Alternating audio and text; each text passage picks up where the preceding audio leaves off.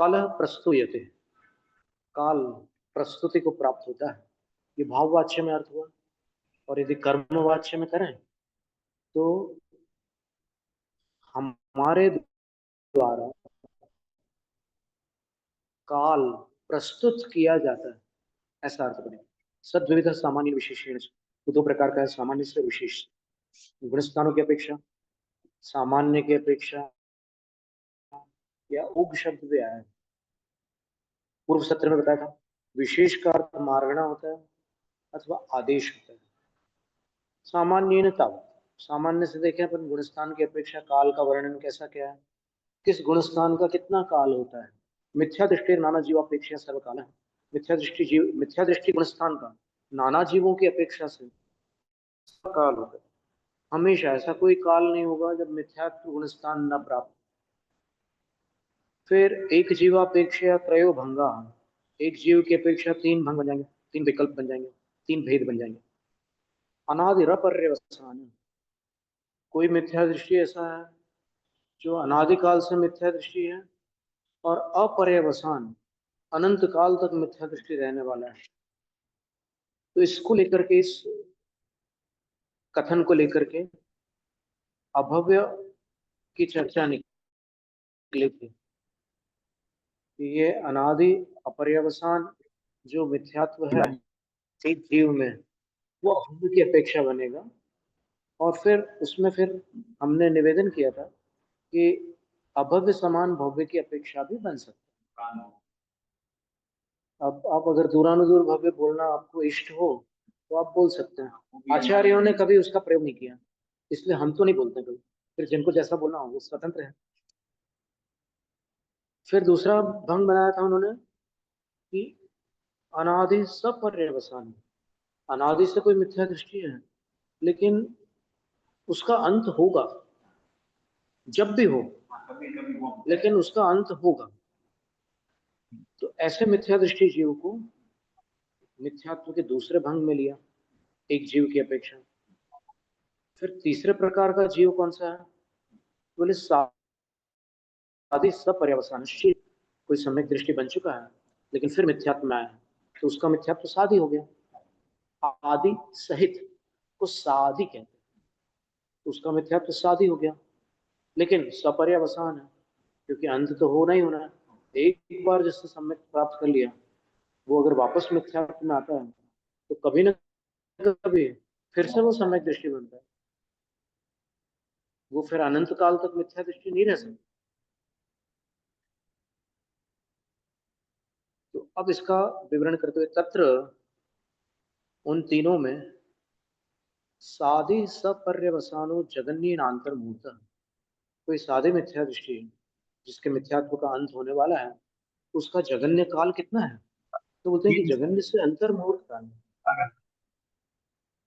भैया चार जी पुस्तक का महाराज जी। पैराग्राफ 300, धवल धवल जी पुस्तक 4, पृष्ठ है 324-25। और हाँ पूरा खुलासा है भैया। धवला जी पुस्तक 4 पेज नंबर 324-25 और कितने नंबर 343, 344-45, ये दो जगह देख लो, बिल्कुल खुलासा है, एक एक करके खोल दिया अवश्य। जी जी।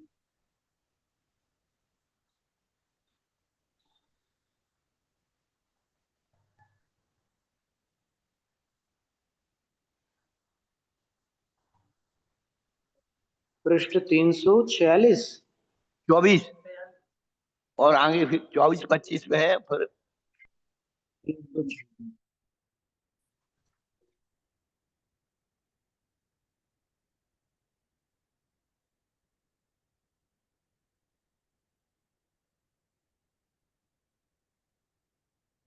एक जीवम पड़ुच्च अनादियो अपज्य वसिदो, अनादियो सपज्य वसिदो, सादियो सपज्य वसिदो।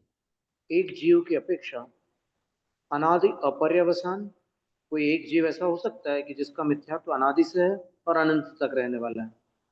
दूसरा जीव ऐसा है, अनादियो सपज्य वसिदो, अनादि से मिथ्यात्व है, लेकिन उसके मिथ्यात्व का पर्यवसान होगा तो वो सपर्यवसान वाला हो गया। फिर तीसरा ऐसा है जो सादियो सपज्य वसिदो, सादी है और शांत है, मतलब मिथ्यात्व प्रारंभ हुआ है और उसका अंत भी होगा। जो सो सादियो सपज्य वसिदो तस्य इमो निर्देश, जो आदि शांत मिथ्या दृष्टि है उसका यह निर्देश है, अर्थात यहाँ पर उसका कथन है। कितना कथन है? उसका काल कितना है? जहन्नेण अंतो मुहूर्तम, जगन्य से अंतर मुहूर्त काल है। अभव सिद्धिय जीव मिच्छत्तम पड़ुच्च अनादि अपज्य वस्सिद मिदि भणितम, अभव मिच्छत्तस्य आदि मध्यंता भावादो, अभव्य सिद्ध जीव का जो मिथ्यात्व है उसकी अपेक्षा अनादि अपर्यवसान ऐसा कहा है। अभव्य का जो मिथ्यात्व है उसका आदि मध्यंता भावादि, न तो कोई आदि है, न मध्य है, न अंत है, तीनों का अभाव है। इसलिए अनादि अपर्यवसान जिसके लिए कहा गया है वो अभव्य जीव। फिर भव सिद्धि मिच्छत्त कालो अनादिनो अनादियो सपज्य वसिदो, फिर भव्य जीव जो है उनका मिथ्यात्व काल अनादि से तो है, लेकिन कभी न कभी सपर्यवसान है, अंत को प्राप्त होने वाला है। फिर तीसरा कह रहे हैं जहा जैसे बद्धन कुमार से मिच्छत्त कालो, वर्धन कुमार भरत चक्रवर्ती के 923 पुत्रों में से एक पुत्र थे, फळं ठेवायला तो का? उनका जो मिथ्यात्व पाणी काल था नव्हतं. एक येते. वो 923, हा का? भरत के और भी पुत्र थे, असं काय भरत के और भी पुत्र थे। वाटत नाही. चालणे जरा टफ असते ना. असं मला एवढं काय खूप सामान बसते असं नाही, म्हणजे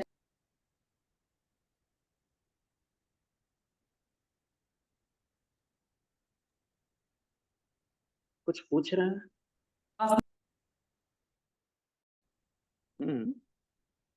कुछ कह रहे हैं?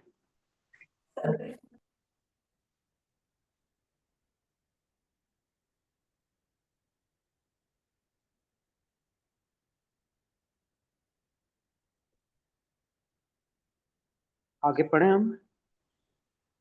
हाँ पढ़ो, इसी को पढ़ो पूरा। भव सिद्धि इसमें अर्ध पुद्गल परिवर्तन का प्रमाण दिया है। अर्ध पुद्गल रह जाता है, अर्ध पुद्गल रह जाता है, तो अर्ध पुद्गल प्रमाण कितना है उसका भी यहाँ प्रमाण दिया है। बहुत सुंदर, पढ़ते हैं। भव सिद्धि मिच्छत्त कालो, जो भव सिद्धिक जीव है अर्थात भव्य जीव है उसका मिथ्यात्व काल अनादियो सपज्य वसितो, अनादिक है और सपर्यवसित है, यानी शांत है, कभी न कभी अंत को प्राप्त होता है। जहाँ जैसे वर्धन कुमार से मिच्छत्त कालो, वर्धन कुमार का जो मिथ्यात्व काल था वो अनादि से तो चला आ रहा था मिथ्यात्व, लेकिन जब वो भरत चक्रवर्ती का पुत्र बना वो जीव, उसके 923 कुल मिलाकर के भरत चक्रवर्ती के ऐसे पुत्र थे जो अनादिकाल से संसार में भटकते हुए पहली बार ऐसे पर्याय को प्राप्त हुए थे। इसके 3 कथन मिलते हैं शास्त्रों में। भगवती आराधना की टीका में ऐसा कथन आता है कि वो अनादि से निगोदिया थे। हाँ, और नित्य फिर वो रूप से निकल एकदम इसमें आता ना, जिस पर्याय में आए वो नित्य निगोद, वो उसमें धवला की छठी पुस्तक में आता है जो बादर निगोदिया जीव होते हैं वो एक भवावतारी हो सकते हैं। हाँ, सूक्ष्म निगोदिया जीवों को मनुष्य पर्याय मिलने पर मुक्ति नहीं होती। हाँ, ये से पहले एक पर्याय लेना होती है, ध्यान में गिराई रख की पर्याय में डाल करके उनको यहाँ ले आए।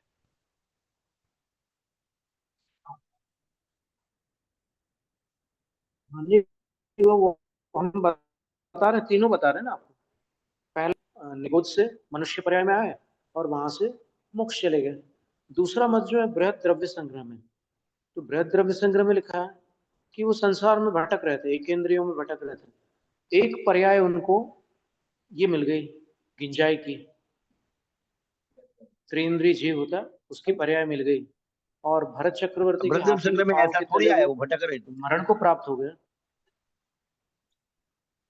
द्रव्य संग्रह में आया ना, इंद्रगोप, इंद्रगोप शब्द आया ना। इंद्र को तो आया प्रभु, पर वो संसार में भटक रहे थे ऐसा तो नहीं आया। अच्छा, ऐसा अपन क्या? ने उस दिन देखा भी था। एक मिनट, बृहद द्रव्य संग्रह में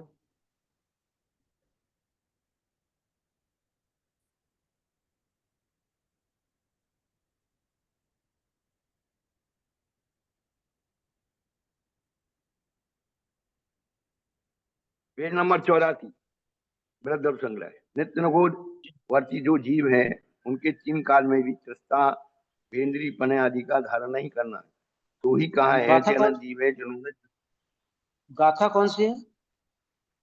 है। ये अंतरिक्षा गाथा कौन 12 सी? अंतरिक्षा का वो है, संसार अंतरिक्षा में भाव संसार, अच्छा जी, द्रव क्षेत्र काल भव और भाव रूप 5 प्रकार। जी महाराज। परंतु जो ऐसे क्रियापद से घटित करो आप उसको, नवो भावम न मुंचन, उन भाव को नहीं छोड़ते, नहीं छोड़ेंगे ऐसा नहीं लिखा है। संक्लेश भाव पौरा, भाव कलंक पौरा, नवो वासम न मुंचनती, संक्लेश भाव की प्रचुरता के कारण वह निगोद भाव को नहीं छोड़ते, छोड़ेंगे ऐसा नहीं लिखा। क्रियापद में बहुत जी सारी जी जी चीजें जी छिपी महाराज। हुई, नित्य जैसे निगोदी, नित्य हाँ चलो निगोदी पढ़ लो। नित्य निगोदी जीव अपेक्षा ये घटित होता है। संवासाचं काहीतरी केलं ते. बृहद द्रव्य संग्रह में 84 पेज, आकाश की प्रतिमा। अच्छा, आकाश वाली पृथ्वी, वो।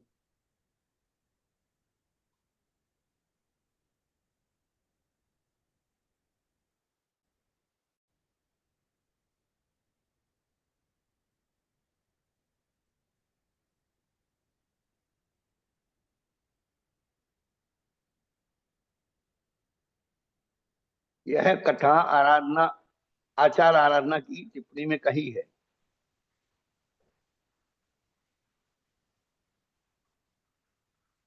आचार हमारे वहाँ तो आराधना आकाश का, वाली, हमारी आकाश वाली पृथ्वी में तो भाव उसमें देख लो ना, पंच परावर्तन में जहाँ भाव संसार के बाद शुरू हुआ है वहां मिल जाए 12 भावना का। ये हमारी पृथ्वी में संस्करण शायद दूसरा है आपके संस्करण से। नहीं तो आप संस्करण गाथा दूसरा हो, नंबर, लेकिन वो जो चीज आप गाथा नंबर बता देंगे तो सरल होगा महाराज। 35 नंबर का था, गाथा 35 35। नंबर। हाँ, अब ठीक है।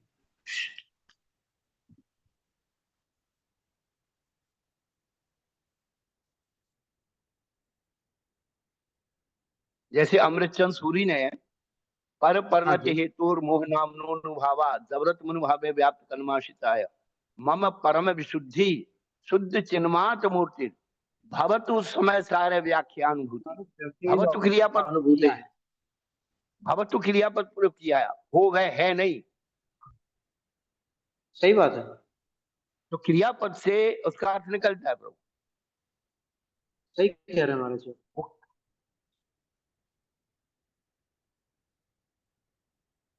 यदि ऐसा नहीं नियम बनाएंगे तो व्यवहार राशि की संख्या कम हो जाएगी। तो 608 जी 6 महीने 8 समय में वहां से निकलते हैं।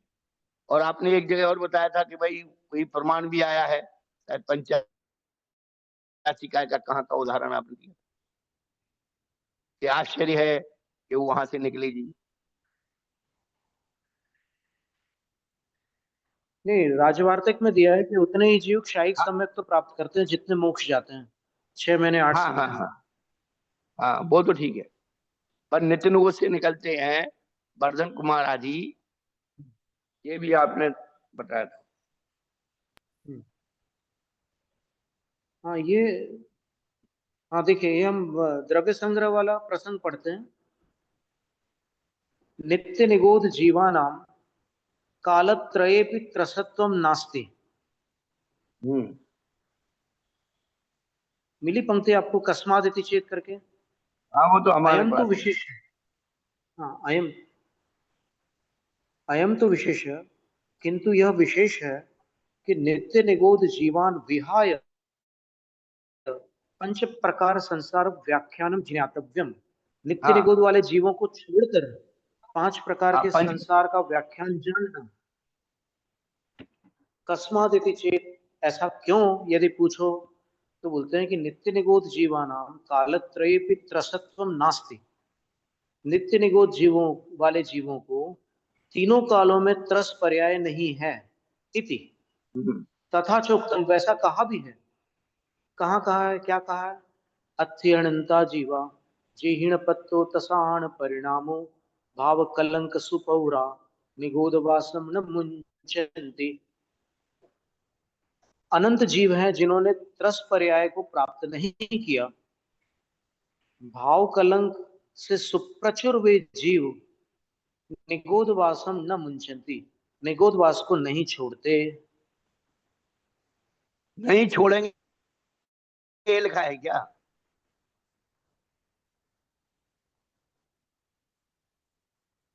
नहीं, अभिप्राय उसका वो लेंगे ना, नहीं छोड़ते और नहीं छोड़ेंगे। इसमें अपन इस गाथा में कैसे अपन इसमें अभिप्राय भेद कर सकते हैं? स्वामी जी, नित्य निगोध का अर्थ ये निगोध पर्याय से छूट करके। नमस्ते महाराज जी। नित्य नमस्ते निगोध महाराज। का अर्थ ये है त्रिकाल में निगोध पर्याय से बाहर नहीं आते। ये गाथा भी यही बता रही है। निगोध पर्याय न मुंचति, जी त्रस महाराज। पर्याय में नहीं आते हैं। माने जो क्या उसी पर्याय जी में हाँ। रहते, उसी को तो नित्य निगोध कहा। और अरे भाई एक बात वहां पंच प्रकार, मेरी बात सुनो, वहां पंच प्रकार के परावर्तन का निषेध किया है निगोध जीवों को, इसलिए उन्होंने कहा है तो निगोध यहाँ जीवों को मैं पंच परावर्तन नहीं। मेरी बात सुनो, जो प्रसंग चला वहां से लगाओ।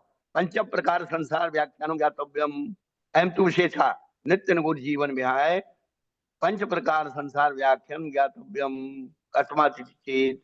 यहाँ पर जो है निगोध जीव के पंच प्रकार के परिवर्तन का भाव करने के कारण ये कहा है कि वो जो है निगोध भाव न मुंचति। बराबर है ना। माने पंच परावर्तन नियम रूप से सभी नित्य जीव, निगोध में नहीं होता। नाना जीव अपेक्षा कथन है सभी जीव पंच परावर्तन करें, ऐसा कोई नियम नहीं है। तो नित्य निगोधी जीवों शेष के पंच परावर्तन का भाव कहा है और फिर उसका कारण दिया कि वो संकलित भाव पर होने के कारण निगोध भाव को नहीं छोड़ते। नहीं छोड़ेंगे, ये कहाँ लिखा है? पंच परावर्तन के निषेध के कारण ये लिखा है। आप उसका प्रसंग में लाइए, सब व्याख्यान गड़बड़ हो जाए। गाथा तो ये कह रही है कि अनंत जीव हैं जिन्होंने त्रस पर्याय हाँ प्राप्त नहीं की। वे जीव कैसे हैं? हाँ वे कैसे हैं? तो बोले भाव कलंक सुपौरा।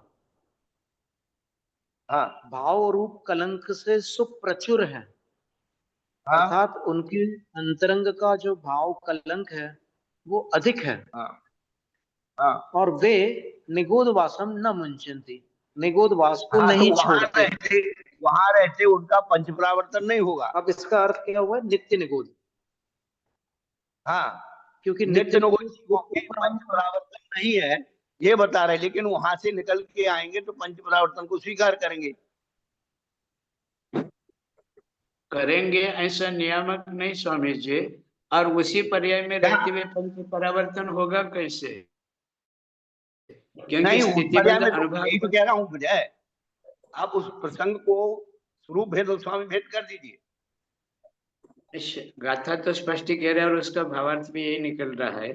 एक पर्याय में राजवाद रहते एक पर्याय में रहते हुए पंच परावर्तन की सभी पर्याय पूर्ण नहीं हो सकते, क्योंकि स्थिति यही तो अनुभव। बात कह रहे हैं ना आप।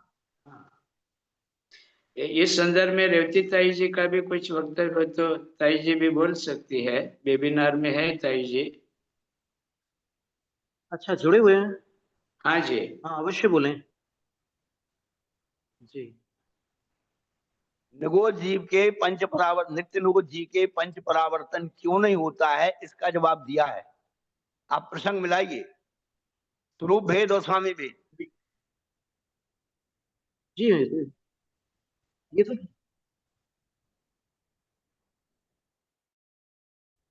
महाराज जी, स्वरूप भेद स्वामी भेद बोलने से सबके लिए सुगम नहीं होगा ये यार। आप उसको और नहीं तो थोड़ा सरल बताइए करके क्या बोलेंगे। चल रहा है। नित्य निगोदिया स्वरूप, जीवन ध्याय हाँ पंच प्रकार हाँ संसार जी महाराज। व्याख्यानम ज्ञातम। तो उनके पंच परावर्तन क्यों नहीं होता है, अकस्मात चेत नित्य निगोदिया जीवानाम कालत्रेपि रसत्वम न अस्ति तथा चोक्तम। महाराज जी, बस ये बात आ रही है ना, कालत्रयेपि। महाराज फिर जी, कालत्रयेपि, इसका वो क्या ठीक है, अभिप्राय लेंगे? फिर अब वो फिर जो है राजवार्तिक का क्या हुआ, ये तो ब्रह्म सूरी है। राज- जी महाराज जी, अपन राजवार्तिक पर भी पूरा ध्यान देंगे, पर अभी जो ये पंक्ति हाँ अपने सामने उपस्थित है, उसका अपने को हाँ क्या अभिप्राय लेना, ये निर्णय करना है। तो कालत्रयेपि, हाँ, कालत्रयेपि का तो अर्थ हो गया कि ये ऐसा किसी है कि काल में उनको ये तीनों। भाई मेरी बात सुनो, उनको गुरु उपदेश ऐसा मिला होगा, हम क्यों नकारें। जी महाराज जी। गुरु उपदेश ऐसा मिला होगा इसलिए लिख दिया, हम क्यों नकारें। अच्छा ठीक, नहीं नहीं, नकारने का तो सवाल ही नहीं है। जो लिखा है उसी बस, पर अपन निर्णय करें। नहीं हम तो स्वीकार कर रहे हैं, उनको गुरु उपदेश वो मिला था, हमें राजवार्तिककार ने हमको ये दिया। अच्छा जी, राजवार्तिक में कहाँ पर है ये वर्णन? आपने मिलाया था ना पहले उस दिन, यही मिलाया था। एक मिनट। यार ये बात तो कुछ राजवार्तिक, विचार नहीं है। और इन्हीं इन्हीं वर्धन कुमार जी का प्रसंग आया था। इसको अपन नीचे पढ़ लेते हैं कुछ पंक्तियां, तो हाँ दूसरा ठीक है। विकल्प भी अपने सामने प्रस्तुत हो जाएगा। हाँ आगे पढ़ ले। हाँ, अनुपम मद्वितीय मनादि यही, हाँ मिथ्या यही दृशो। बात। पढ़े महाराज जी? हाँ बोलो बोलो। आप कुछ कह रहे हैं? हाँ। नहीं, अनुपम मद्वितीय मनादि मिथ्या दृशो भी, अनादि मिथ्या दृष्टि भी, भरत पुत्रास त्रयोविंशत्यधिक नवशत परिमाणास तेच नित्य निगोद वासिनः। अनादि मिथ्या दृष्टि भरत चक्रवर्ती के 923 पुत्र, वे नित्य निगोद वासी क्षपित कर्माण इंद्र गोपा संजाता। क्षपित कर्माण बनकर के, क्षपित कर्मा बनकर इंद्र गोप हुए।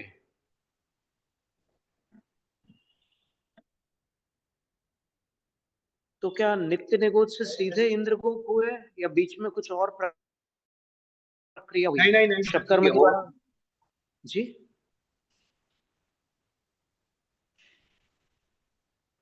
नित्य निगोदवासी क्षपित कर्मा होकर इंद्र गोप हुए। क्षपित कर्मा वाले इंद्र गोप हुए। तेषां च पुंजी भूतानाम उपरि भरत हस्तिना पादोदत्तस, वो इकट्ठा थे और उनके ऊपर भरत चक्रवर्ती के हाथी ने पैर रख दिया। ततस्ते मृत्वापि, और वे वहां से मरकर ही वर्धन कुमार आदयो भरत पुत्रा जाता, वो इंद्रगोप की पर्याय से सीधे भरत के पुत्र हो गए। ते केनचिदपि सह न वदंती, वो किसी के साथ बोलते नहीं थे। ततो भरतेन समवसरणे भगवान पृष्ठो, तब भरत ने समवसरण में भगवान को पूछा। भगवता च प्राक्तनम वृत्तांतम कथितम, भगवान ने भी उनके पूर्व भव का वृत्तांत कह दिया। तच्छ्रुत्वा, उसको सुनकर, ते, वे 923 पुत्र तपो गृहीत्वा, दीक्षा लेकर, क्षणस्तोक कालेन, एक क्षण के बराबर अल्प काल से, मोक्षम गता, मोक्ष को प्राप्त हो गए। आचार आराधना टिप्पणे कथितमास्ते, ये कथन आचार आराधना की टिप्पणी में है। इति संसार अनुप्रेक्षा करता। अब यहां पर एक प्रश्न उपस्थित हो रहा है। आवाज आ रही है हमारी? जी हाँ, ये भी प्रश्न ये उपस्थित हो रहा है कि ऊपर में लिखा था कि नित्य निगोद वाले जीव तीनों कालों में निगोद को नहीं छोड़ते, और यहां लिखा है कि भरत चक्रवर्ती के पुत्र नित्य निगोद वासी थे। अब कैसे तालमेल करेंगे महाराज जी? तालमेल यूं है। अगर तो भैया, महाराज साहब, मेरी आवाज आ रही है क्या? हाँ जी आ रही हाँ है आ रही महाराज जी। भैया जी, बोलो। नमस्ते। इसका नमस्ते महाराज जी। इसका समन्वय यूं बिठाना, जब तक वे हम्म, भरत जी के परिवार में जन्म नहीं लिए उसके पहले वह इंद्रगुप्त की पर्याय में आए, और इंद्रगुप्त की पर्याय यह त्रस पर्याय है। उसके पहले इंद्रगुप्त की पर्याय में आने के पहले तक वह निगोद पर्याय में ही थे। इस अपेक्षा वह नित्य निगोदी जीव कहा गया। माने तब तक वह निगोदी पर्याय छोड़े नहीं थे, जब छोड़ दे तो इंद्रगुप्त की पर्याय में आ गए, और उसके बाद वह फिर भरत जी के परिवार में जन्म लिए। यह शब्दार्थ के साथ भावार्थ भी अपने को लेना पड़ेगा ना। पर ऊपर जो लिखा था ना, कालत्रय पे त्रसत्वम नास्ति, उसके हाँ साथ ठीक है ना। तालमेल कैसे देना, यही हम पूछना चाह रहे थे। निगोद पर्याय में भाई, अनंत अनंत जीव है, उसमें से ये 923 जीव कोई बड़ी संख्या नहीं उनके है। पंच परावर्तन का अभाव है। मूल बात है कि नित्य वो जीवों के पंच परावर्तन नहीं है। ये भाव परावर्तन का नियम चल रहा है संसार अंतरिक्षा में, ये बात कही जा रही। जी। और ये संसार अनुप्रेक्षा का जो विषय है पंच परावर्तन के प्रसंग में, ये नाना जीव अपेक्षा कथन है। सभी जीव पंच परावर्तन करें ऐसा कोई नियम नहीं। और यही त्रस्पर्याय में आ यही तो जाए, उन्होंने कर दिया। त्रस्पर्याय में आ जाए तब भी वो कोई परावर्तन पांचों करे ऐसा भी कोई नियामक नहीं है। बिल्कुल है। दस पर्याय में आने के बाद वो पंच परावर्तन करेंगे ही करेंगे। ये कुछ जीव पर अगर नहीं कुछ जल्दी जीव मोक्ष चले गए तो कैसे करेंगे? हैं, वही तो इसीलिए तो उन्होंने कहा शादी सपर्यावसान लिख दिया हमने। हाँ वही, मतलब जल्दी अगर मोक्ष चले गए तो पंच परिवर्तन बिना भी पार हो जाएंगे। बस बस हाँ हो ये गया। नहीं वही ठीक है, इसीलिए शादी सपर्यावसान लिखा है ना। और किसके लिखा तो है? अपन ऐसा ऐसा इसका सारांश ऐसा ले सकते हैं कि नित्य निगोद के अपन दो भेद कर दें। एक नित्य निगोद वो है जो अनादि से जब तक बाहर नहीं निकलता तब तक के वो निगोद में है, इसलिए नित्य है। और दूसरा नित्य निगोदिया जीव वो है जो कभी भविष्य में भी नहीं निकलेगा। वो तो वही तो दूरान दूर भव्य उसी रहते। वो तो अब सही बात है, वो अभव्य समान भव्य हो गया, ठीक है ना, कोई आपत्ति नहीं है। अब ये एक मत हो गया। और हरिवंश पुराण का मत ये है कि वो अनादिकाल से स्थावर पर्यायों में भटक रहे थे। हरिवंश पुराण में एकदम स्पष्ट लिखा हुआ है। और उसके बाद सीधे वो भरत चक्रवर्ती के पुत्र बने, और उस भव से उनको मोक्ष की प्राप्ति हुई, वर्धन कुमार आदि को। और भगवती आराधना में लिखा है कि वो निगोद में ही थे, और निगोद में से कोई त्रस पर्याय प्राप्त किए बिना। हरिवंश पुराण और भगवती आराधना में अंतर इतना है कि वहां पर स्थावर कायिकों में थे वो, हरिवंश वो पुराण में। सावर काय भी आएगी ना। महाराज जी आप पूरी बात सुन लीजिए कि हाँ हाँ भैया। हरिवंश पुराण में स्थावर कायिक लिखा है, और इधर भगवती आराधना में केवल निगोद लिखा है। तो निगोद जो है वो पंच स्थावर रूप नहीं है। हम्म। और वो वहां हरिवंश पुराण के कथन के अनुसार वो पांचों स्थावर में भटक रहे थे, ये अर्थ निकलता है। इतना छोटा अंतर है तो दोनों ही एक इंद्रिय, दोनों ही स्थावर हैं। तो ऐसे तीन कथन मिल रहे हैं।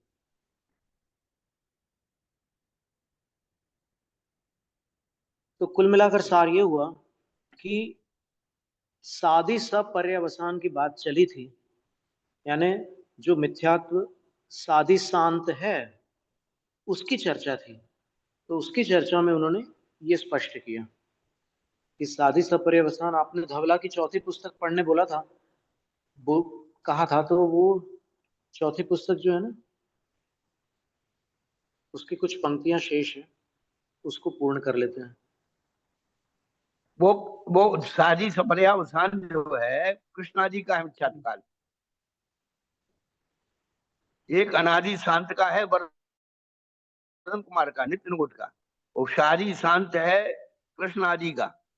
हाँ, वो हम आगे पढ़ रहे हैं ना महाराज जी, व्यवस्थित एकदम क्रम से हाँ पढ़ लो।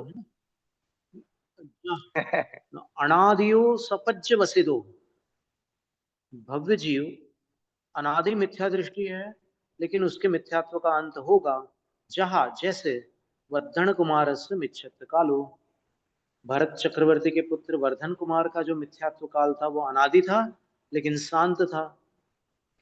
इसके बाद अन्नेगो भव सिद्धिय मिच्छत कालो, सादियो सपज्य वसिदो।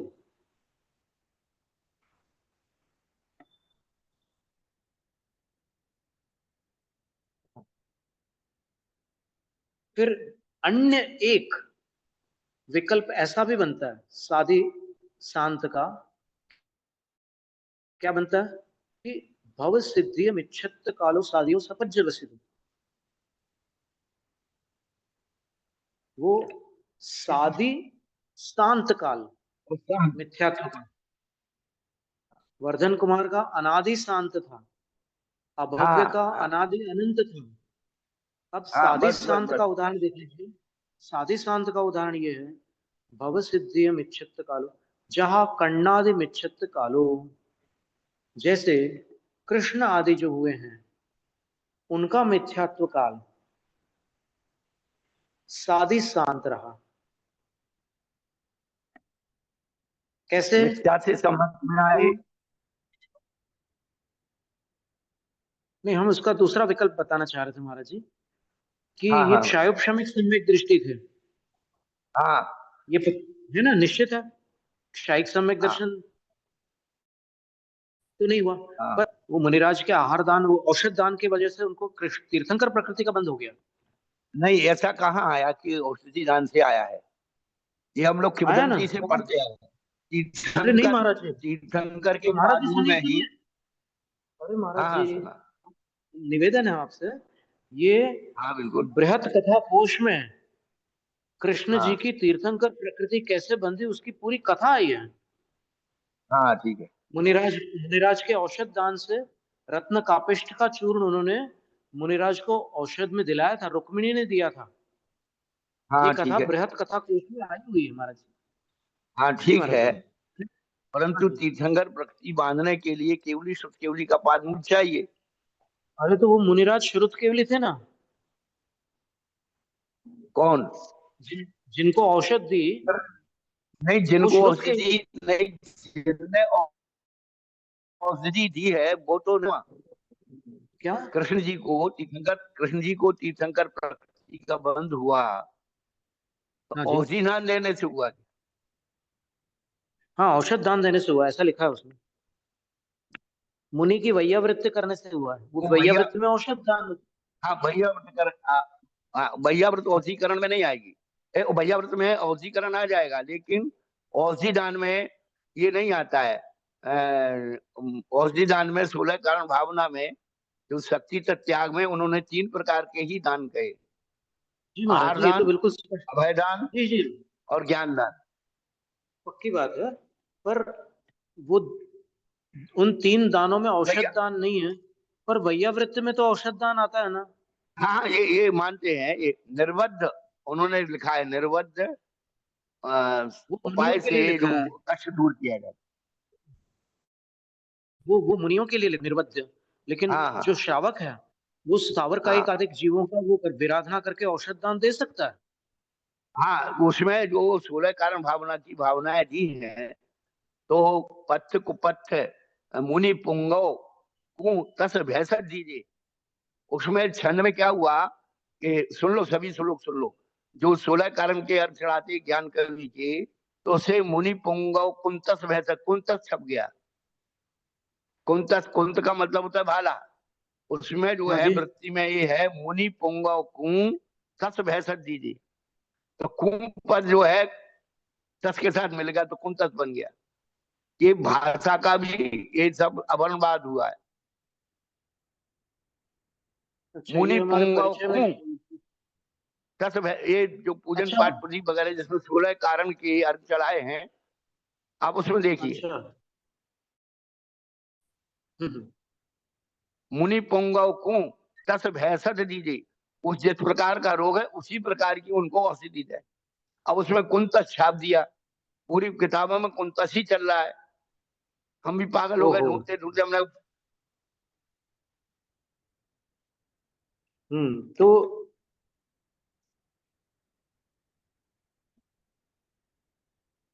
एक मिनट, आवाज क्या हो गई? महाराज जी की आवाज बंद हो गई। नहीं, हमारे महाराज की आवाज कभी बंद नहीं होगी बाबू। नहीं नहीं, अभी हाँ। आप अभी पल भर के लिए मौन हुए ना, तो हम लोग घबरा गए कि क्या हो नहीं, गया। आप देख रहे थे ना प्रसंग। हाँ जी।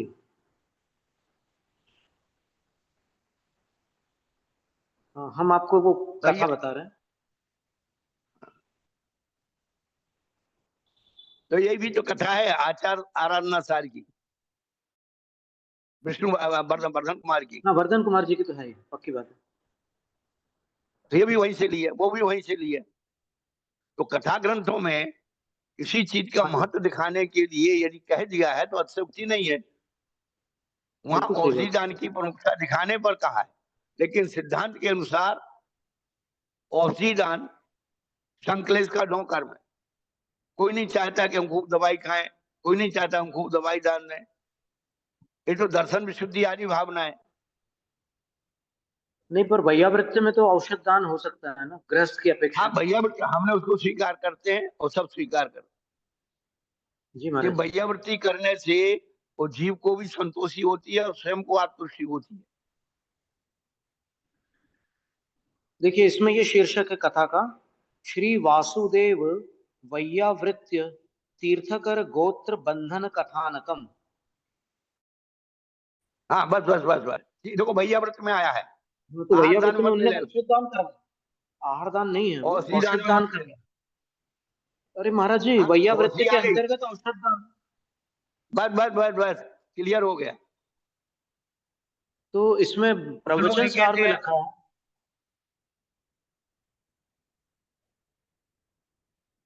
कुछ लोग ये कहते हैं कि औषधि को जो है आहार में मिला दिया, आहार में शामिल कर दिया। नहीं ऐसा नहीं, नहीं औषध है। दान भिन्न है, वो तो पक्के में भिन्न है। जब चार दान बताए हैं रत्नकरंड में, उसमें औषध दान अलग है, आहार दान अलग है। वो श्राप तो का कहाँ चार से के चार दान है स्वामी जी। वो श्राप का चार के चार दान है। आहार दान, औषधि दान, उपकरण दान और वसत का दान। ठीक है ना? श्राप वो को चिपा ज्ञान डालने दान से। देने का अधिकार नहीं है, अभय दान देने का अधिकार नहीं है। ये तो फोपट में जो बन गए और ये अभय दान दे रहे हैं कि इसमें हिंसा, इनके खाने पीने में हिंसा नहीं दिख रही, केवल पूजा पाठ में हिंसा दिख रही। अनवस्था दोष उत्पन्न हो रहा है स्वामी जी। जी महाराज जी, धवला की 8वीं सोलह पुस्तक में कारण बताया है। भावना तीन। धवला की 8वीं पुस्तक एक में मिनट लिखा है ना। स्वामी जी। जी महाराज जी, आप बोलिए। हाँ, जी। और 16 कारण भावना में तीन प्रकार के दान है। जब 10 धर्म की बात आई है तो वहां दो ही प्रकार की, ज्ञान आदि दानम, क्योंकि 10 धर्म का पालन मुनिराज करते हैं, तो ज्ञान दान और अभय दान उनको देने का अधिकार है। और जब तीर्थंकर या अनंत केवली बन जाते तो एक दान बचता है, केवल अभय दान। अनंत प्राणी अनुग्रह क्रम साइकम अभय दानम। जी जी। अब आप 8वीं बहुत पुस्तक के सुंदर। बारे में बता दीजिए। हाँ, जी महाराज जी, वो था 8वीं पुस्तक में, ये था कि कौन सा विषय था, अभी हमारा ध्यान थोड़ा बढ़ गया। हम्म, 8वीं पुस्तक में जो 16 कारण भावनाएं बताई, हाँ, उसमें ये लिखा था कि गृहस्थों को रत्नत्रय का उपदेश करने का अधिकार नहीं है। हाँ मतलब वहां पर एक प्रासुक परित्याग नाम की भावना दी है 16 भावनाओं में, 8वीं हाँ पुस्तक में। और उसमें लिखा है कि हाँ। प्रासुक क्या है, तो रत्नत्रय है। तो रत्नत्रय देने का मतलब हो गया दीक्षा देना, और दूसरा अर्थ दिया उसमें कि रत्नत्रय का उपदेश देना। तो रत्नत्रय का बस तो उपदेश फिर देने का अधिकार गृहस्थों को नहीं है, ये स्पष्ट लिखा हुआ है। तो अब क्या करें? गृहस्थों ने, पंडितों ने सब धबला जी की टीका कर दी, समय सार की व्याख्या कर दी, गड्डी लगा रहे हैं, अपनी क्लास अलग चला रहे हैं, मन के अर्थ निकाल रहे हैं। हम्म।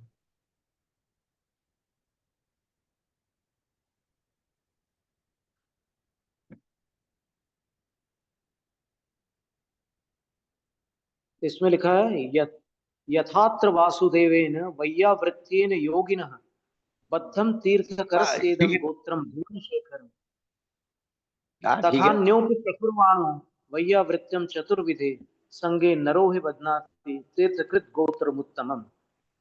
जिस नहीं बिल्कुल, ये प्रकार तो घटित हो गया, इसमें कोई दिक्कत नहीं। इस कथानक में और वासुदेव औषधि ने दान से वैयावृत्त, हुआ है, ये अपन को बदलना पड़ेगा क्या? नहीं नहीं, ऊपर लिखा है महाराज जी, ऊपर यही लिखा है। हाँ जो औषध है ना, औषध पूर्वक वैयावृत्ति की है ना। हाँ, वही बात कह रहे हैं ना कि अपन डायरेक्ट कहते कि उन्हें औषधि दान से उन्हें तीर्थंकर प्रतिगमन हुआ था, ये ना कह के भैयावृत्ति करने से और वो के है अंतर्गत, जी महाराज जी, वैयावृत्त के हाँ अंतर्गत औषध दान हो गया। तो औषध दान जो हाँ है हाँ ना, हाँ। वो वैयावृत्त की दृष्टि से छोटा काम है। बस बस बस बस। मतलब तो वैयावृत्त जो है वो जब व्यापक जीव है। की भैयावृत्ति करते हैं उसके भी विशुद्धि आती है, और जो करता है उसके भी विशुद्धि आती असली में वैयावृत्त में क्या है कि केवल औषध मात्र पर्याप्त नहीं है, और भी बहुत सारी है। वैयावृत्ति नहीं, होती है। हर तरह की अनुकूलता उससे छपक के बनाना है। हाँ गर्मी लग रही है तो थोड़ा सा हवा कर दी है, या पानी द्वारा, जैसे ग्वाले का जीव था उसने मुराद को अग्नि जला करके और वो कर दिया। तो जिस प्रकार के मुनि पुंगव को तस बैसत दीजिए, हाँ जी जी। पत्ते अपत्य विचार। हाँ, इसमें साधु का नाम जीवनधर लिखा हुआ है। हाँ ठीक है। हाँ, तो वो वैद्य जो था वो कषाय करके बंदर बन गया था, ये भी आया है कथा में। फिर उस बंदर को महाराज ने, जब उसने उपसर्ग किया संबोधन महाराज ने, तो फिर महाराज जी जान ने में उसको कहा कि तेरी आयु बहुत अल्प रह गई है, तू धर्म को स्वीकार कर ले। और वो बंदर जो था, फिर उसको सम्यक दर्शन आदि हुआ, उसने सल्लेखना की और आयु पूर्ण करके देव बना। और देव बन करके स्वामी वापस जी, मुनिराज के चरणों में। हाँ जी। स्वामी जी उसने जो अवसर किया था, वो डाली तोड़ करके डाल दी, महाराज के जांग में चुभ गई थी, उसको निकाल करके हम्म, वो जंगल से औषधि ला करके उसने जो है उनका उपचार किया था। बिल्कुल उसने वैयावृत्त की थी। और फिर महाराज ने उपदेश दिया, उसने सल्लेखना की, आयु हाँ पूरी की, हाँ देव हाँ बना, फिर नीचे आया, और उसके बाद उसने अपने शरीर की पूजा की। हाँ हाँ, ये भी सब चीजें आती है पूर्व पर्याय की। वो क्योंकि जो है वो है व्रतों से पूजित शरीर था, उसमें भी जो बिल्कुल। अष्टांग का पर्व की विद्याधर की कहानी आती है उसमें भी यही आता है। कौन से? विद्याधर ने कहा था मैं जाऊंगा नंदीश्वर जी, तो विद्याधरी ने कहा तुम नहीं जा सकते। वो जिद के कारण चढ़ गया, मानसोत्तर पर से टकरा करके उसका विमान चूर हो गया, वो मरांत हो गया। और फिर वो स्वर्ग में गया, नंदीश्वर जी की भावना से गया था, उसी जाति भवन से वहां चला गया। फिर पूजन की हम्म, 8 दिन बाद लौट रहा था, तो उसी रास्ते में उनका वो शरीर दिखा, मिला। तो पहले उतर करके उसकी पूजा की, फिर जो है कहेगा उस विद्याधरी का परीक्षा लेंगे। फिर उनके सामने जाता है कि तुम कहती थी कि जो है नहीं जा सकते, मैं जाके आया हूँ। तो उसकी दृढ़ता वो हम्म, कहती है कि यदि तुम वास्तव में जाके आए हो तो तुम्हारे पति नहीं हो विद्याधर, तुम कोई देव हो, और यदि तुम हमारे ही स्वामी हो तो तुम 3 काल में भी वहां नंदीश्वर जी नहीं गए।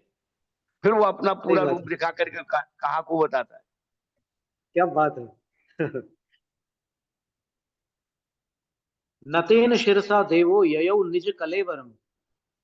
मुनिराज को प्रणाम करके सिर झुका करके वो देव अपने उस छोड़े हुए शरीर को के पास गया और गोशीर्ष चंदन कुमकुमागुरु हाँ विस्तदा कृत्वा पूजाम स्वकायस्य ययौ देवम निजाम दिवम। गोशीर्ष क्या बात, चंदन अपनी कुमकुम पूजा खुद गुरु कर रहा है, देखिए आप, अपने वो पूर्व शरीर खुद की की, पूजा खुद। हाँ, अपने शरीर की पूजा करके वह देव अपने देवलोक को चला गया।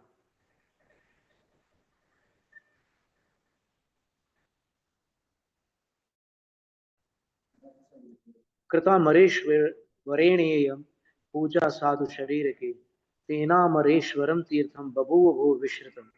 इसलिए इस धरती पर अमरेश्वर नाम का जो तीर्थ है वो उस वानर का मरण स्थल है, जहां उसने अपने शरीर की पूजा की थी। वो आज अन्य मतों में अमरकंटक, अमरेश्वर तीर्थ के नाम से प्रसिद्ध है वो। तो अमरकंटक हो गया और क्या है। हाँ, क्या बात है महाराज, गजब। बहुत सुंदर, अमरकंटक हो गया, बिल्कुल सही कह रहे हैं आप, अद्भुत।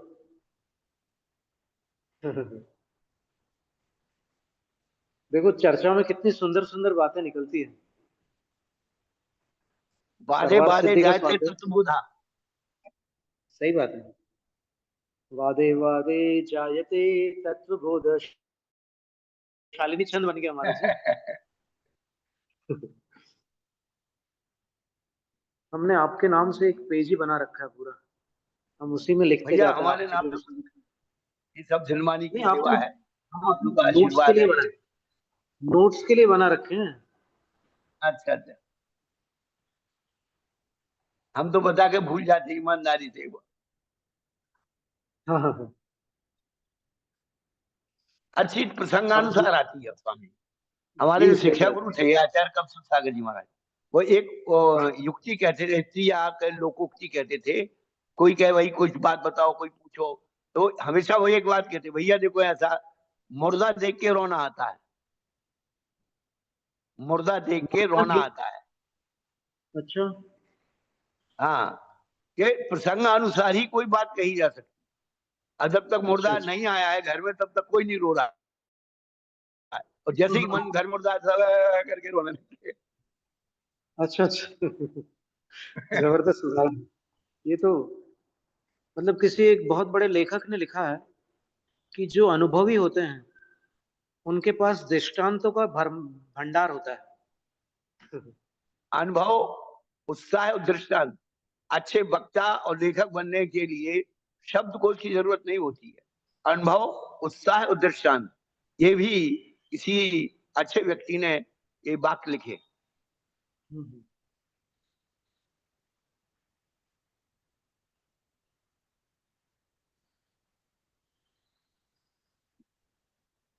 हाँ, इसके आगे लिखा है महाराज जी, वो धवला की हाँ चौथी पुस्तक में, हाँ,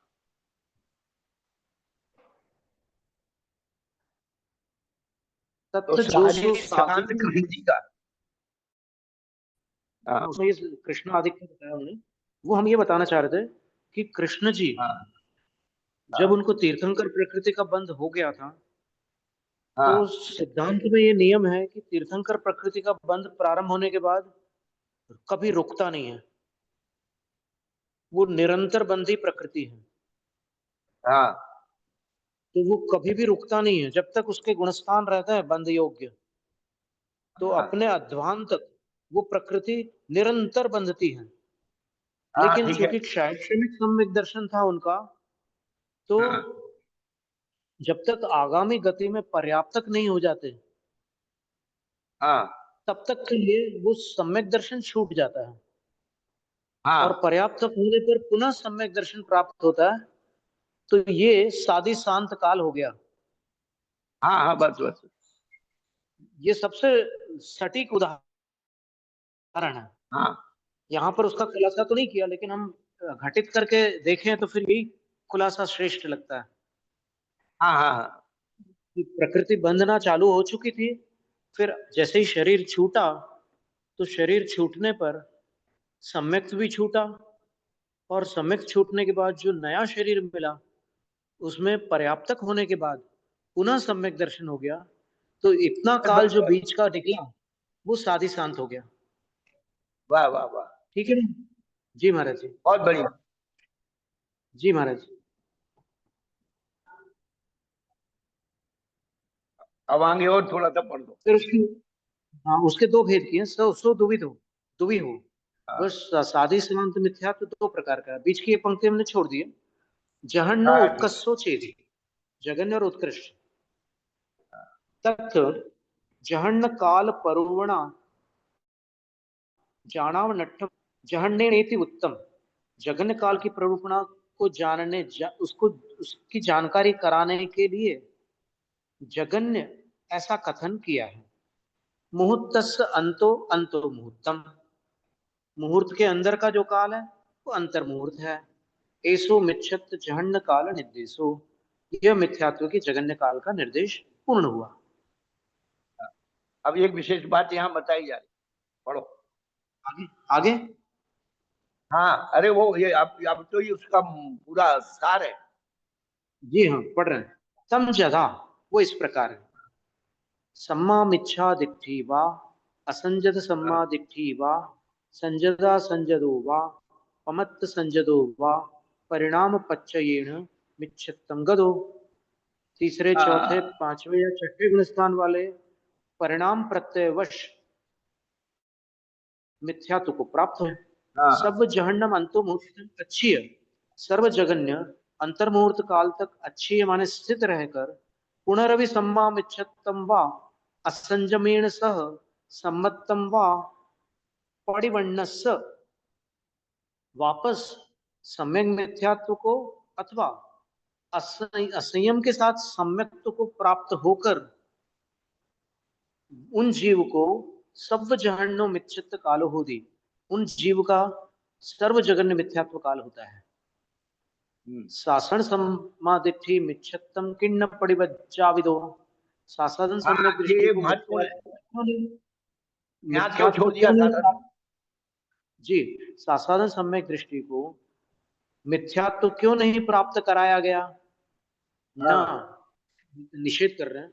शासन सम्मत पच्छायद मिच्छा दिठिस ऐतिव्य संकिलिठस मिच्छत तन्ना वि विनडियस, मिच्छत तन्ना विनडियस सब विलंबित जहन्न। विलंबित। अच्छा, विनडियस हाँ, सब विलंबित जहन्न सताया कालेन हुआ, गुणंतर संकमा भावा। संक्लेशित। ठीक है, अति हाँ तीव्र संक्लिष्ट है। जो मिथ्यात्व की तृष्णा से विडंबित जीव है, समय सासाधन सम्यक दृष्टि जीव है, और वहां से उस पतित होकर के वो मिथ्यात्व में आया हुआ जीव है, वह हाँ, सर्वजगन्य काल पूर्वक अन्य गुणस्थानों में संक्रमण नहीं प्राप्त कर सकता, उसका अभाव है। अति शीघ्र। जैसे कोई हाँ, व्यक्ति राजनीतिक पार्टी में लड़ भिड़ करके बाहर आ जाता है और हाँ दूसरी जी, पार्टी ज्वाइन की, तो हाँ, अब वो जो है चिंतन में रहता है, इतने जल्दी किसी पार्टी में कोई मिलेगा भी नहीं और मिलेगा भी नहीं।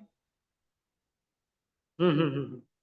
सम्मत का विराधन करके आया है, सम्मत से लड़के आया है, सम्मत को गाली दे के आया है, इसलिए साधन कहा है। और सम्यक हाँ, मिथ्यादर्शी जीव, उसको पार्टी के लोगों ने अभी थोड़े समय के लिए बहिष्कार कर दिया है, लेकिन वो क्षमा मांग ली तो अपनी पार्टी में मिला लेते हैं। तो तीसरे गुणस्थान हम्म। वाला जो है पार्टी से बहिष्कृत होता है और दूसरे गुणस्थान वाला पार्टी को छोड़ के आता है, उसको ज्यादा संकलेश रहता है। हाँ, हाँ, हाँ, ये अच्छी नई जानकारी थी। पहले भी दी थी, आप भूल गए क्या आए थे तब। नहीं, सासाधन से जब पतित होता है मिथ्यात्व में, तो अल्पकाल में वापस सम्यक दृष्टि नहीं बन पाता। वापस नहीं जाता वो सम्यक के उसमें, उसको समय खास लगता बात है, है। हाँ, हाँ, इसलिए अंतर्मुहूर्त काल उसका नहीं लिया। सही बात है।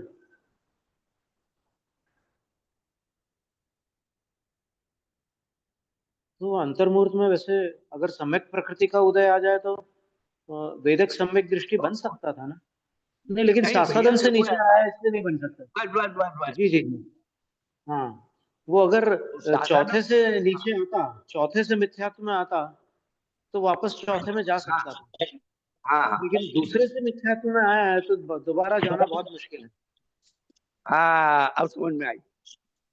बहुत बड़ी बात है। वो कहना अब इसके चाहते बाद हैं कि पहले से। हाँ आगामी सूत्र अपन आगामी सत्र में देखते हैं, समय हो गया। हाँ हाँ, बहुत बढ़िया। क्या?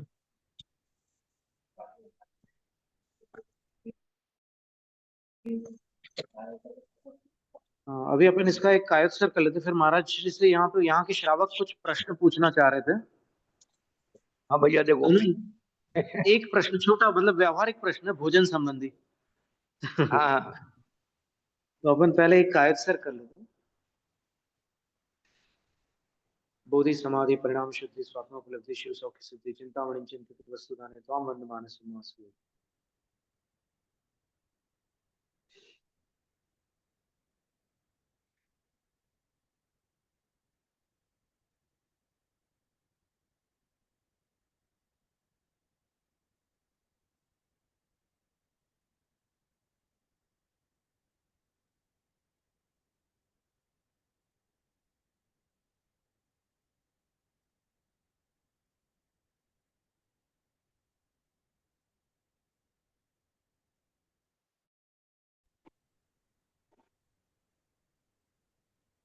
नमस्ते महाराज जी।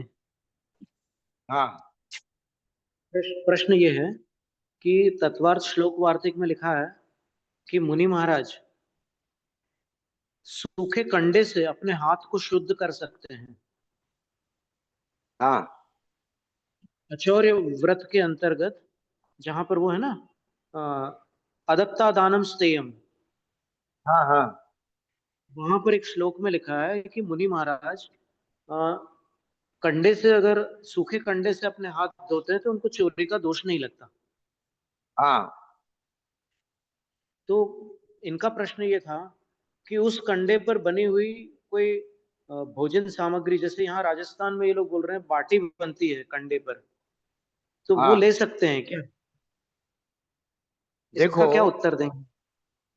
इसका उत्तर यही है, लेने का निषेध नहीं है। लेने का निषेध नहीं है? हाँ, क्योंकि वो एक प्रकार का जी जी। ईंधन है। अग्नि अच्छा जी। हमेशा शुद्ध होती है।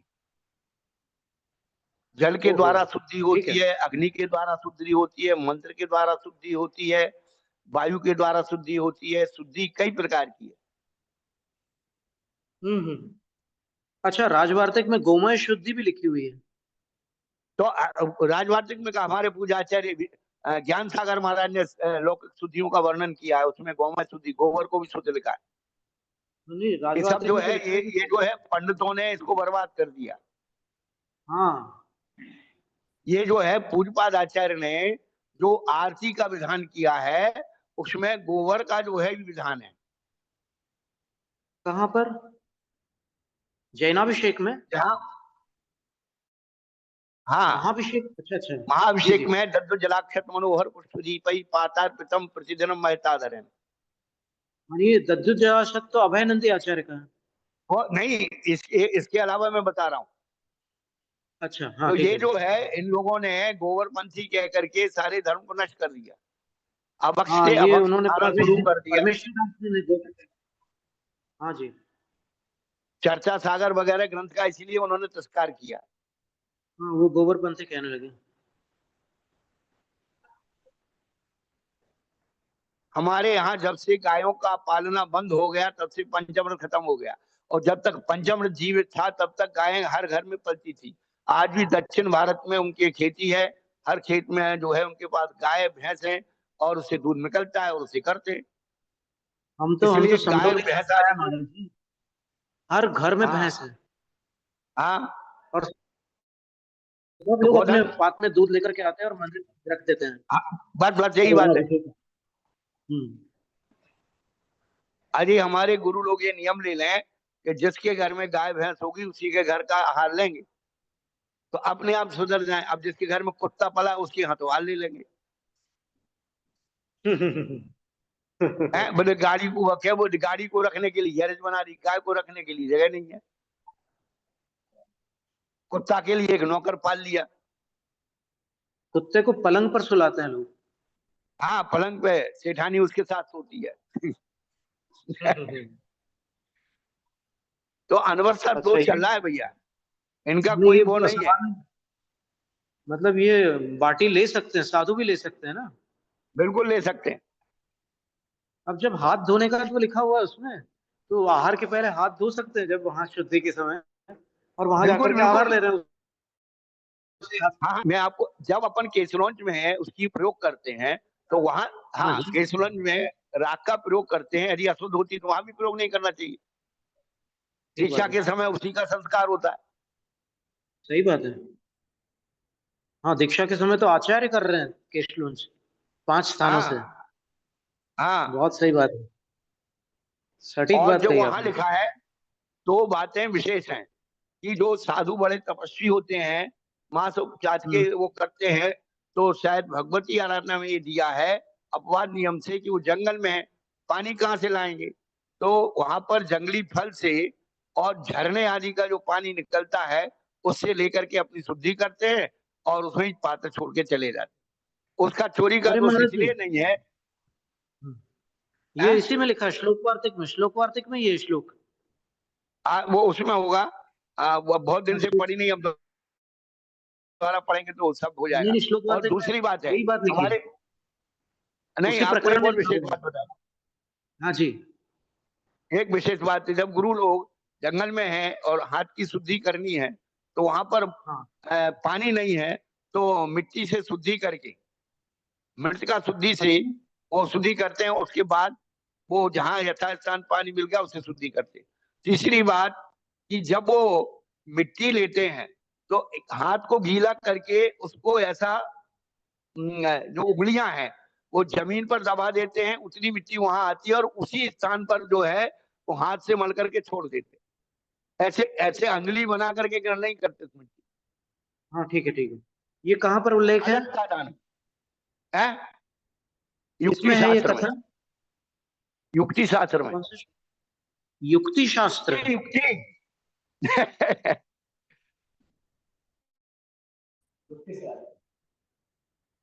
युक्ति से लगाओ कि उन्होंने हाथ से अंगुलियों से ऐसे ग्रहण नहीं किया, ऐसी अंगुली करके, जैसे पैरों में मिट्टी चमकती है कि नहीं चमकती, हाँ जी।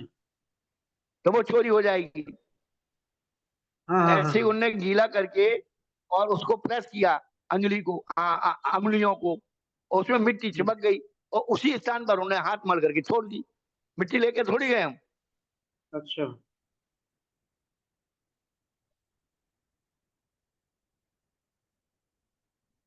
तो उस मिट्टी कुछ को बातों के सचित्त जो, माना जाएगा या अचित्त मानेंगे?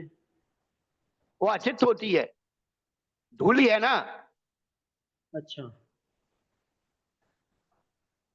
प्रासुक भूमि पदे से दूरे कूड़े विशाल ममरू, प्राशुक पद का दिया है, निकल गए हैं प्राणी जिससे, निर्गता हाँ अश्वा ऐसा, जिस सब पर प्राशुका, कई कई गाड़ियां निकल चुकी है गाय वो भैंस मार्ग। आदमी जानवर गाड़ियां सब निकल गई। हाँ ठीक है। दो जगह उच्चार प्राशुक आदित्य शब्द आता है उसमें। हाँ ठीक बात है। पेज नंबर 17 पे और पेज नंबर 27 पे मूलाचार की, ये तो पहले भाग मूलाचार की की वो चार सौ है। पचासी नंबर का था।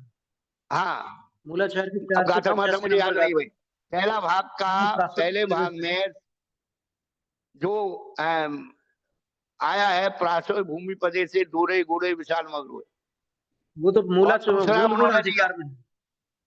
हाँ। हाँ, और दूसरा दिया है सम्मूर्छन जीव विरहिता प्रातपा। अच्छा अच्छा, ठीक है। जो फल सब्जी अपन बाजार से लाते हैं तो उसको हाँ सम्मूर्छन जीव रहित करते हैं, अचिंत नहीं करते। ठीक बात है। अचित तो अचिंत तो पहले पहले से ही से है।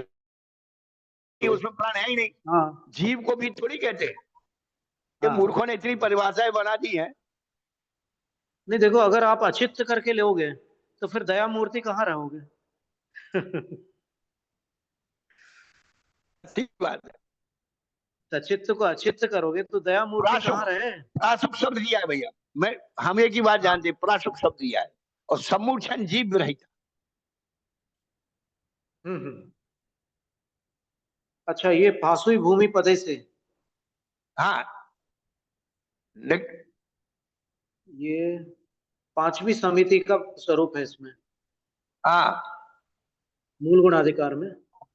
हाँ, और वो जो है ईसना समिति में भी दिया है कि निकल गए हैं प्राणी जिससे उसको प्रासुक कहते हैं। पंचदश अधिकार में प्राण नहीं, प्राणी। हाँ नहीं, ठीक बात है, प्राणी लिखे हो तो सही बात है। और असवा, वहां पर दिया समूचन जीव रहिता। दूसरा जो उन्होंने अच्छा, प्रासुक शब्द का अर्थ निकाला है वो समूचन जीव रहित, तो फल है, सब्जी है, अनाज है, इसको जो शोधन करना है वो प्रासुक। अच्छा, ये प्रासुक शब्द यहाँ पर नहीं आया है प्रतिष्ठापना समिति में। नहीं नहीं, वहां देखो, मैं ये इरिया समिति में आया होगा। अच्छा, एरिया समिति में। हमने जो ज्ञानमती अम्मा का जो मूलाचार है भाग हाँ पहला, जी उसकी जी। 17 और 27 पेज पर दो लक्षण दिए। 17 पेज पर प्रासुक शब्द आया है। हाँ वही वही वही, विकटा इसमें निर्गता प्रासुक की प्रासुका परिभाषा, अस्वासा प्रासुक। हाँ, ये लिखा है, प्रगता असवो जीवा यस्मिन असौ प्रासुकः। हाँ जिस वस्तु में जीव प्रगत हो गए, निकल गए, वह प्रासुक है। हाँ तो जिस मार्ग में जीव नहीं है उसका नाम प्रासुक मार्ग है। कैसे? तो बोले गज खर उष्ट्र गो महिष जन समुदाय ऐसे वर्णित को हो गया मर ना वो गए। मार्ग। ठीक बात है। तो अगर जंगल में कोई और ऐसा स्थान है जहां पर जीव ऐसे प्राणी नहीं निकले हैं, वहां की मिट्टी को क्या माना जाएगा? नहीं, वो मेरी बात सुनो, वहां पर जो जो शिलाएं आदि हैं, हम्म। शिला आदि हैं, और हाँ। ऐसा ऐसे स्थान पर प्रयोग क्यों करेंगे? उन्होंने कहा अग्नि से संस्कारित स्थान भी भट्टे लगे हुए हैं, वहां की भूमि को प्रासुक मानते हैं। तो पेशना समिति में इरिया पद समिति में वो ऐसे स्थान की खोज करते हैं। हम्म।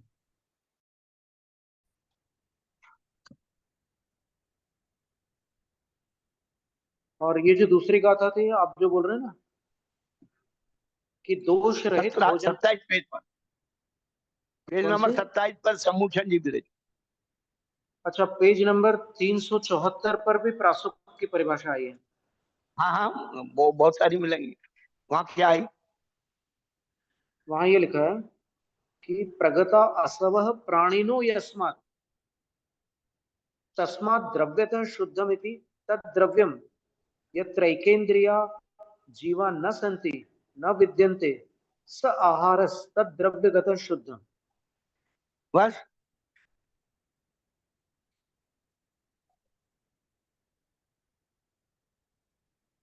जो समूर्छन जी और विधेयता, पेज नंबर 27 पर भी जो माता जी का मूलाचार है भाग पहला ज्ञानपीठ से छपा हुआ, उसमें भी अभी आप देख लीजिए। हाँ, वही खोला हुआ है हमने, पेज नंबर 27। ठीक है। हाँ,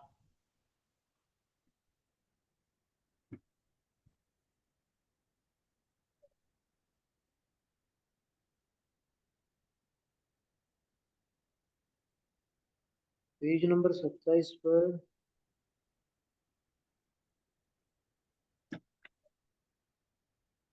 संस्कृत में है। संस्कृत में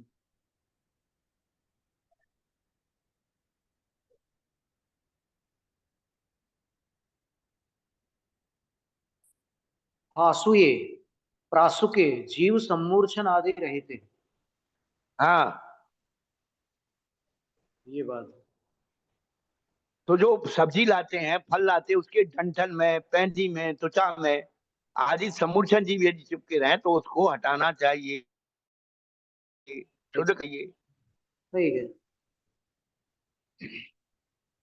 केवल गर्म उबालने से ही प्राशुक नहीं होता है भैया। पक्की बात है।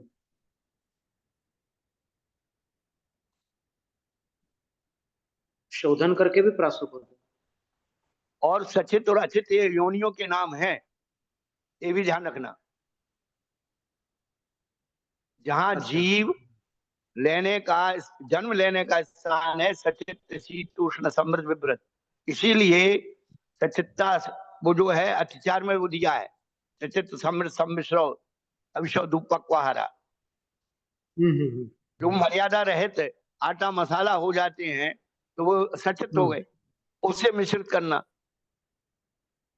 कल के मसाले थे, मर्यादा रहित हो गए, उन्हें परमात्मा से उसमें मिला लिया। अच्छा, ऐसा, ठीक है। और क्या, नहीं, हम सोच रहे थे कि ताजी धनिया पत्ती तोड़ करके सब्जी में डाल दी तो वो भी मिश्र होगी। अरे भैया ऐसे सब मिश्र नहीं है, ऐसे तो बिल्कुल कुछ नहीं कर सकते हो आप। नहीं नहीं, कुछ हमेशा नहीं करने धनिया वाली बात। पत्ती, मेरी बात सुनो, धनिया पत्ती हमेशा सब्जी उबलने के बाद ही डाली जाती है, मसालों का अपना वो तो क्रम है। जी महाराज जी, उसका सबसे हम पहले निषेध नहीं कर रहे हैं। हम दूसरी तरफ बात कर रहे हैं। हम ये कह रहे हैं कि तत्काल तोड़ करके डालने वाली। नहीं, तत्काल कोई मतलब सरकार रखो ना, तत्काल की बात क्यों करते हो? हाँ नहीं, तत्काल की बात अगर नहीं है तो फिर तो बात ही नहीं, वो तो चर्चा ही नहीं है। जब आपने उसको वो तो प्रासुक कर डाल, लिया, देख लिया, शोध लिया, हाँ तो कोई बात ही नहीं, फिर तो कोई विकल्प ही नहीं तो है। प्रासुक तो वैसे हो गई। हो ही गई, वो तो सवाल ही नहीं। ये मूर्खों की इतनी फौज हो गई है। और हम एक ही बात कहते, जब हम नहीं जानते तब ज्यादा सुखी थे, अब जान गए तो अब लगता हो क्या है।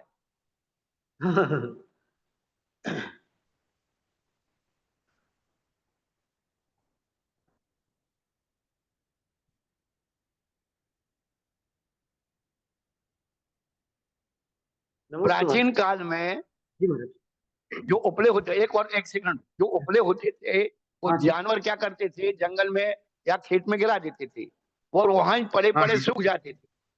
तो वो ठीक जो है ना। है एक दृष्टांत दिया गया कि गीले गोबर में तो जीव होते हैं, लेकिन जब सूख हाँ, जाता है तो उसके जीव कहाँ मिला जाते हैं उसका कोई पता नहीं। अच्छा, हाँ, और ऐसे कंडे को, उपले को, जहाँ जिस खाट में खटमल हो उसके चारों पाए पे आप उपला लगा दो, सारे उतर उतर के उसमें आ जाएंगे। अरे, ओहो, विज्ञान। अच्छा,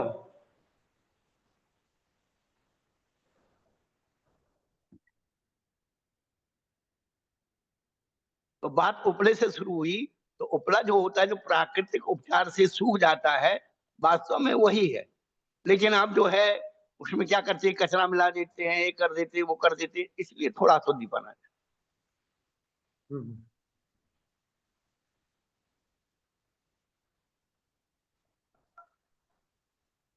कंडे को संस्कृत में करीश बोलते हैं ना। करिशाग्नि उसमें आया है।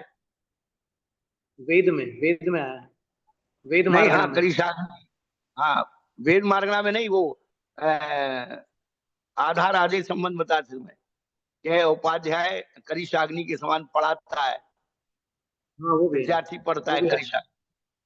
हाँ वो उपकारों में। हाँ और करीशाग्नि उनके लिए भी कहा है, स्त्री वेद के लिए। हाँ हाँ, वो उसके लिए कहा है। हाँ, पुरुष की अग्नि तिनके की अग्नि के समान। तो पुरुष जो वेदन दृढ़। करता है तो तिनका, हाँ तिनका जलता जाता है, राख होती चली जाती। तो ऐसी अनुभूति हम्म, पुरुष करता है। स्त्री की अनुभूति जो स्त्री वेद की है वो है करिश की हम्म, अग्नि के समान है। ऊपर तो बिल्कुल ठंडी दिख रही है लेकिन अंदर वो धधक रही है। और नपुंसक की अग्नि पजावे की अग्नि है, जो क्या बोलते हैं, जिसके भट्टे की अग्नि है, उसके दूर भी खड़े रहो तो भी इसकी आंच लगती है। हम्म, ये अनुभव किया स्वामी जी हमने। अच्छा, जयपुर में कीर्तिनगर में चतुर्मास हुआ था, ये 2002 में। तो एक मोहल्ले में आहार करने गए तो वहां कुछ जो एक किन्नर व्यक्ति वहां थे, नाच रहे थे। उसमें एक हम्म, जवान किन्नर था। वो क्या हुआ कि वो देखने, आहार देखने खड़े हो गए, हम दरवाजे पे खड़े थे। तो हमारे शरीर को देख करके उसके शरीर में इतना वो हो रहा था रोमांस, कि वो अपने हाथों से अपने शरीर को ऐसे मल रहा था।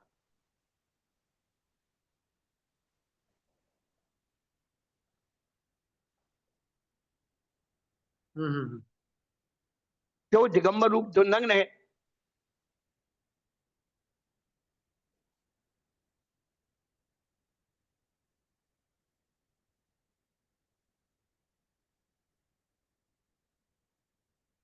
स्त्री वेद पुरुष वेद नपुंसक वेद, पुरुष को बीच में रखा। क्यों रखा? स्त्री भी प्रभावित पुरुष से होती है और नपुंसक भी प्रभावित पुरुष से होता है। व्याकरण में पुल्लिंग स्त्रीलिंग नपुंसक लिंग, व्याकरण में, आगम में स्त्रीलिंग पुल्लिंग नपुंसक लिंग। ऐसा ठीक है, पुरुष बीच में है। हाँ, स्त्री भी प्रभावित पुरुष से है और नपुंसक भी प्रभावित पुरुष से है। ठीक है, ठीक है महाराज जी, आशीर्वाद दीजिए। नमस्ते नमस्ते नमस्ते। हाँ भैया जी, इस स्वाध्याय के बाद एक अतिरिक्त सत्र हो गया, बड़ा सुंदर विषय मिल गया।